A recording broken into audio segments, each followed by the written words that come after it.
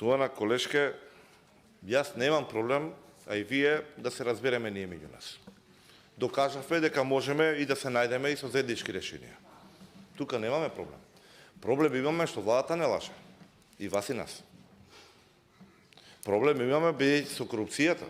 Не е само Андјушев, не е само Тони или Мири. Ние имаме проблем со состојбите во државата. Нашата интенција е да ги подобриме состојбите во државата. И затоа имаме сега проблем. Бидејќи имате толку распространета корупција, зашто се повикам на цитатот, вие немате основа за здрава расправа за буџетот. Бидејќи таа корупција ви го јаде буџетот. Каква и да била целта, парите ќе се потрошат или ненаменски, или недоволно. Нема ниту да имате ефективност, ниту резултат, ниту цел остварено. А ние имаме легитимно право и вие и јас да спориме околу висината на да износите. И тоа ќе го направиме на највисоко ниво. Но проблемот е каков е износ. Да утврдиме дека сте вие управо или ние, кога тие пари ќе бидат проневерени, загубата и за мене, и за вас, и за граѓаните. А тоа се случува во континуитет. Каде што нашиот стратешки партнер кажува што и да направиме ние, не можеме да ви помогнеме. Тоа е метастазирано во државата. Тоа не е проблемот. Иначе се сложувам. За секоја мерка што ќе биде реализирана. Проблемот со парите што ги укажавме ми беше дека немаме видливи работи кои што го подобруваат реално животот на граѓаните. Дека фирмите немаме изјави со кои што велат имаме подобри услови за работа. На страна ковид пандемија. Па треба ли да отвараме повторно болките со уредбите што се носеа со сила на закон? До ден денеска ниту вие, ниту јас не ги видовме. Не знаеме што има таму. А кога нешто не знаеме, имаме две основи. Прво нешто дека се крие, второ нешто дека се злоупотребува, трето секогаш има основа за шпекулација. Добро намерно или лошо намерно, сеедно. А станува збор за милиони евра, кои што можеа да се искористат и за други намени. И тоа беше утврдено од едно релевантно тело како што е ДЗР. Ние можеме да имаме легитимно и тоа, да имаме препирки еден проект што бил реализиран, да смеtate дека дали бил приоритет или не бил приоритет. Ја укажав на проекти кои што се со години укажувани дека имаат основана потреба за реализација, секоја година кај што не уверуваат дека ќе биде реализирана со зголемениот буџет, со зголеменото задолжување, а не се реализирани. И од овие што се реализирани, ја можам да укажаме на конкретни ставки. Киридите намалени, не треба веќе да се фрлат, кога збориме веќе за кири, треба ли да спомнуваме лошата пракса што некој раководител, како што е на државна лотарија, пак на кого ги дава?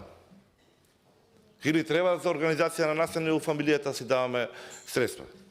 Ако имате ваш објект, може да биде настанот добар, може да биде лош, но ќе биде ваш. Трошоци ќе бидат намалени, а може со злоупотреби речиси изолирана.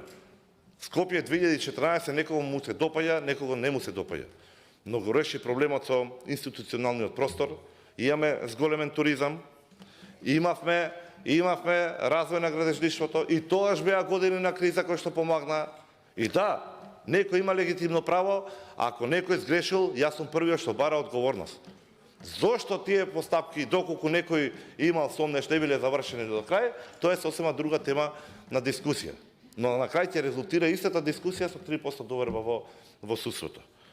Така да ние си имаме проблем со самите политики, како што кажавте, како се финансира државата и како исти да се трошат.